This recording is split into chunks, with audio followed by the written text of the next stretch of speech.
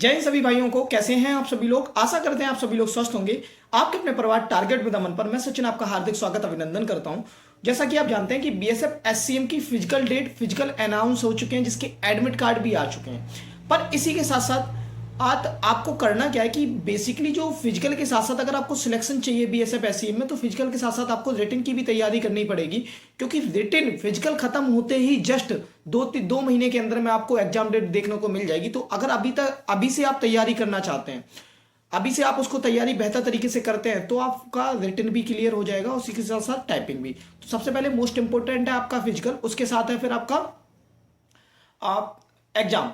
तो अब एग्जाम के लिए क्या क्या एग्जाम में आता है पूरी डिटेल हम लोग इस वीडियो में जानने वाले हैं। एक बहुत अच्छी रणनीति के साथ सटीक सिलेबस हम लोग जानने वाले हैं।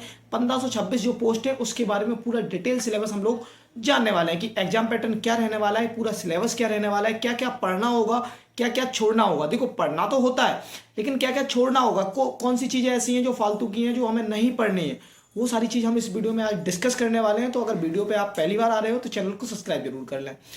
तो बात करते हैं हम लोग बीएसएफ एससीएम 2024 की जो भर्ती आई थी उसके बारे में, जिसका एग्जाम पैटर्न क्या रहने वाला है। तो साइड में आपको फोटो दिख रही होगी, इसमें जो साइड में दिख रहा होगा, इसमें आपको क्या है, चार जो आपके सिलेबस रहता है वो क्या रहता है, कंप्लीटली आपका सिलेबस जो रहेगा, जिसमें आपका हिंदी और इंग्लिश में से एक चॉइस रहेगा। जो भाई हिंदी करना चाहते हैं वो हिंदी कर लें, और इंग्लिश, हिंदी और इंग्लिश के आपके 20 क्वेश्चन आएंगे और 20 मार्क्स के। वहीं अगर हम लोग बात करें जनरल इंटेलिजेंस की, तो जीके नहीं है भैया, जनरल इंटेलिजेंस मतलब हो गया तुम्हारा रीजनिंग के जो है वो 20 में से 20 क्वेश्चन 20 मार्क्स के रहेंगे।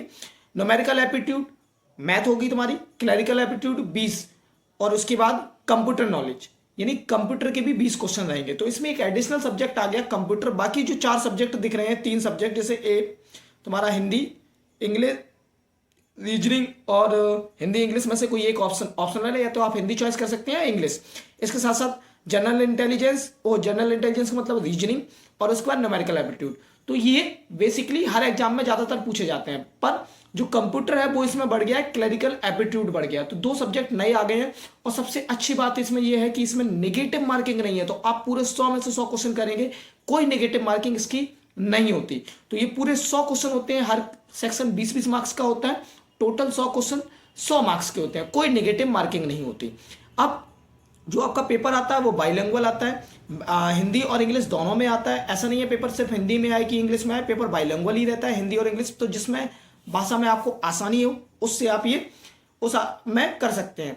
भाई अगर हम लोग बात करें इसके डिटेल सिलेबस की, तो सबसे पहले अगर हम लोग बात करें हिंदी, ज्यादातर भाई लोग जो होंगे वो हिंदी चॉइस करेंगे, क्योंकि एसएससी जीडी वालों के लिए बेहतरीन मौका है बीएसएफ एससीएम के लिए, क्योंकि जिनका जीडी का अभी हाल ही में फिलहाल में रिजल्ट निकला था एसएससी जीडी का, तो उसमें नहीं हुआ, तो ये बीएसएफ के लिए आपके बहुत अच्छा मौका हो सकता है। ठीक है, अगर आपने फॉर्म फिल किया है तो अगर हम लोग बात करें हिंदी के लिए, तो हिंदी भाषा की सिंपल सी बात है, समान जानकारी, व्याकरण हो गई, ठीक है, मौलिक ज्ञान हो गया, हिंदी वर्णमाला जैसे तत्सम हो गया, तद्भव हो गया, अनेकार्थी शब्द हो गए, वाक्यांश के लिए शब्द हो गए, लिंग हो गए, वचन हो गए, कारक हो गए, सर्वनाम, विशेषण, मुहावरे, रस, छंद, अलंकार और अपठित, ये सारी चीजें हिंदी के लिए यूजफुल रहती हैं।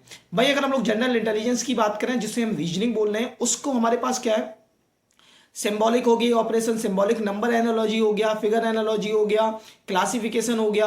यानी आप एसएससी जीडी की अगर तैयारी करते हैं, एसएससी जीडी का आपने पेपर दिया हुआ है और नहीं दिया है, तो आप पहली बार अगर बीएसएफ एससीएम का पेपर दे रहे हैं, तो जो जीके होती है वो ज्यादातर जो एग्जाम में पूछी जाती है वही यहाँ पे होने वाली है। तो सिलेबस बिल्कुल एकदम सिंपल है। लेकिन न्यूमेरिकल एप्टीट्यूड की बात करें तो न्यूमेरिकल एप्टीट्यूड में थोड़ा सा चेंजमेंट किया गया है। नंबर सिस्टम हो गया, फंडामेंटल अर्थमेटिक हो गई, एलजेब्रा, ज्योमेट्री और मेंसुरेशन। एसएससी जीडी के रिगार्डिंग ही सेम रहता है, बस इसमें थोड़ा सा एडवांस भी आ जाता है, जैसे हमारे पास मेंसुरेशन हो गया, टिग्नोमेट्री हो गया, स्टैटिक्स हो गया, और मिसलेनियस क्वेश्चन आपके आते हैं। क्लरिकल एप्टीट्यूड में बात करें तो अल्फाबेटिकल। अब क्लरिकल एप्टीट्यूड है क्या ये चीज, तो ये कोई नई चीज नहीं है, जैसे रीजनिंग के क्वेश्चन आते हैं बस वैसे ही इसमें क्वेश्चन आते हैं, बस थोड़ा सा लॉजिकल क्वेश्चन रहते हैं, सिंपल लैंग्वेज में पूछे जाते हैं। तो क्लरिकल एप्टीट्यूड में कोई ऐसा खास नहीं है, सिंपल सा है, कोई दिक्कत नहीं होगी आपको।